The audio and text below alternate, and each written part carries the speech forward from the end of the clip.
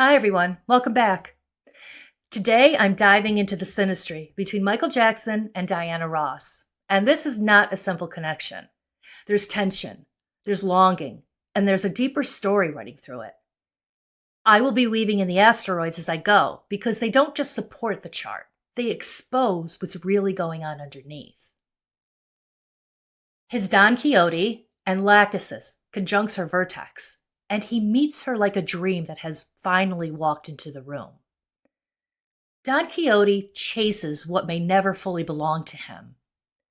This is the romantic knight energy, the man reaching for the golden image, the woman on the balcony, the vision he turns into a quest.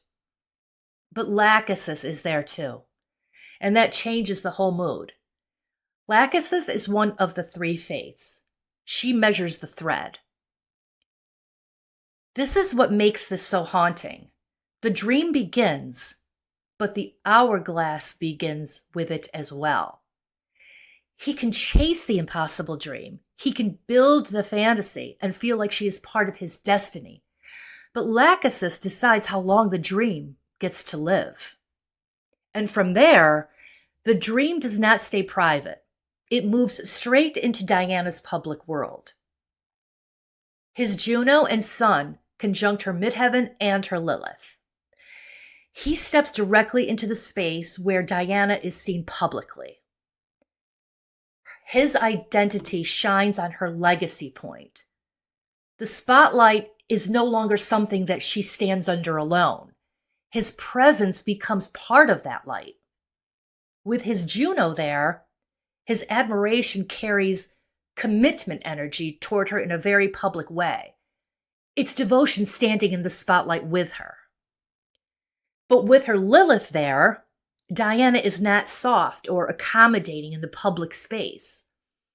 She carries power there, untouchable feminine authority, the kind that refuses to be controlled or folded into someone else's fantasy. And his grim asteroid is there too, and that changes the atmosphere. Grimm connects to fairy tales, but this is the darker kind of fairy tale, where desire walks into the woods and danger is already waiting behind the trees. So with his sun there, Michael brings that grim energy into the connection.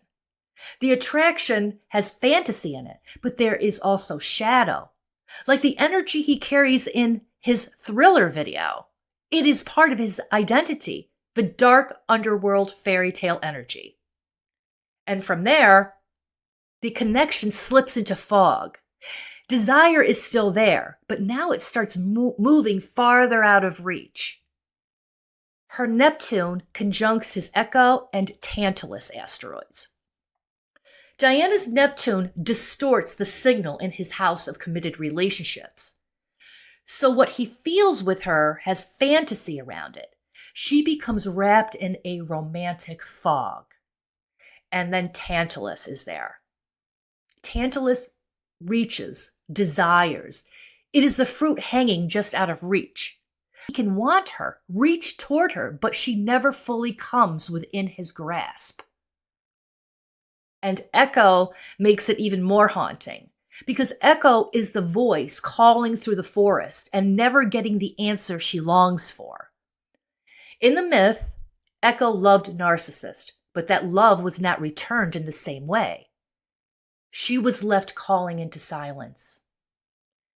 So this gives the connection that ache of longing without full return.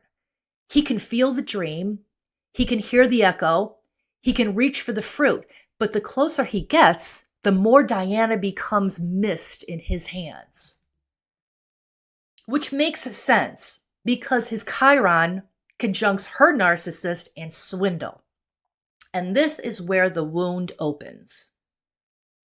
Narcissus keeps the mirror turned toward her. So when he is drawn in by the dream, the reflection does not come back evenly. Swindle says the reflection is not what he thinks it is. There is distortion here, and even dishonesty. That is where Chiron hurts, because the pain is that he reaches for a reflection that does not return the same devotion. And yet, even after that wound opens, he does not go cold because her Jupiter conjuncts his Venus in Leo. Jupiter expands whatever it touches, and his Venus in Leo already wants admiration, affection, and applause. So when Diana touches that Venus of his, she turns the volume up on his heart and his love. Around her, he feels more charming, more adored. She brings out that golden, generous, love-soaked part of him. The part that wants to give, perform, shine, and be loved back. So even with the ache in the chart, there is sweetness here. She does not just touch the wound, she magnifies his love. And now it moves into destiny. His union and Merlin conjuncts her North Node. Now this is where the connection starts to feel woven into the destiny for her. Her North Node is the direction the relationship is pulling her toward. With his union there, Michael brings the desire to join, to become part of that path with her. But Merlin is there too. And that gives the whole connection a spellbinding charge. Merlin is the magician, the enchanter, the one who makes ordinary reality feel charged with mystical energy.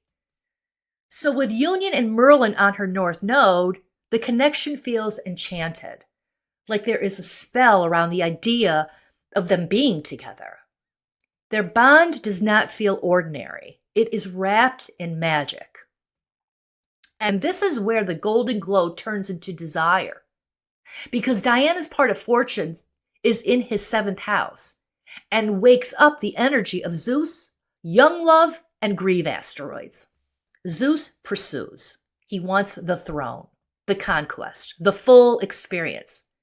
With her point of fortune on these asteroids, she wakes up the part of him that he wants her as his partner. But young love is there too. So the desire has innocence in it. It has that first love feeling, that wide-eyed spark where everything feels possible, even while reality is already sharpening the knife behind the curtain. And then there is grieve. That changes everything. Because sitting right beside the desire and the sweet love is sorrow. This is love with a bruise underneath it, because grief is already sitting at the table, which tells me this connection is brushing against a love that already carries the imprint of an ending. There's a sadness he can't quite shake, like a part of him already feels the loss before the ending even arrives, and that feeling stays. Her eternitas and melancholia conjuncts his North Node in the 7th. And this is where forever becomes part of the relationship theme. But it's not a clean forever. It comes wrapped in sadness. Eternitas is the part of the connection that does not just pass through him and disappear. He doesn't just experiencing her and move on. She stays in the room long after the music stops. Melancholia is there too, and that changes the feeling. This forever has sadness threaded through it, and the ache of a love he may have wished could last, but somehow could not fully keep. So for him, this relationship carries the theme of forever, but it centers around loss, longing, and the sadness of believing it could have lasted. And once that forever gets colored by loss, it starts becoming deeply emotional for him. Her Delilah and Venus conjunct his moon in Pisces. He feels her deeply. Her Venus brings affection, softness, and love, but Delilah is there too, and that changes everything. Delilah is intimate betrayal. She gets close enough to know where the softness lives. So the same place where he feels loved is also the place where he can become undone. With Diana, the tenderness is real, but so is the risk. And they do have moon sextile moon, so there is emotional ease between them. Their moons can understand each other. but Delilah puts a cloud over that ease. The moon connection gives comfort, but Delilah brings the risk of betrayal into the same space. And that matters because you do not want bad asteroids touching your moon from anyone. The moon is too tender and personal. And this is where the physicality comes in. His Eros and chaos conjuncts her Aries sun. Eros brings the physical pull. This is attraction and eroticism. So with his Eros on her sun, she feels desired by him. He is responding to her fire in an erotic way. But chaos is there too. And that keeps the attraction from feeling calm. Desire comes in, but it brings static and makes the connection feel exciting, unstable, and confusing to her. But he also brings reverence. His queen asteroid conjuncts her IC. That is her most private, unguarded space. With his queen there, Michael does not just admire her publicly, he crowns her privately. He sees her as almost untouchable. There is worship here, and it's intimate. But Nemesis is there too, and that puts a crack in the crown. The admiration is real, but it is not innocent. Nemesis can bring rivalry and betrayal, or the feeling that the same person you place on a pedestal can also become part of your undoing. Maybe this even echoes through the Dirty Diana song. Let me know what you think in the comments, because there's always been rumors that the song was written about her. Now, her Magion conjuncts his Lilith and his South Node, and the connection feels like a spell he already knows. There is a magnetic familiarity about her, pulling from a place he has been before. The South Node is tied to past life connections, where the energy does not feel new, it feels remembered. Lilith opens the raw, untamed sexual part of him, and the South Node makes it feel like he is slipping back into an old current that already has a hold on him. And her Magion is there too. So this becomes enchanted, magical, and spellbinding.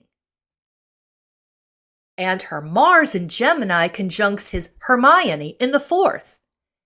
And she does not just speak, she casts a spell. Her words move straight into his private world, and Hermione makes her feel magical, clever, and spellbinding to him. Her words get inside of him and light the fire.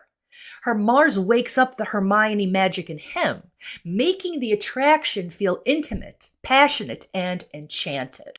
Now we go from private spellbinding fire to public romantic visibility. Her Valentine conjuncts his midheaven. Her affection for him does not stay hidden.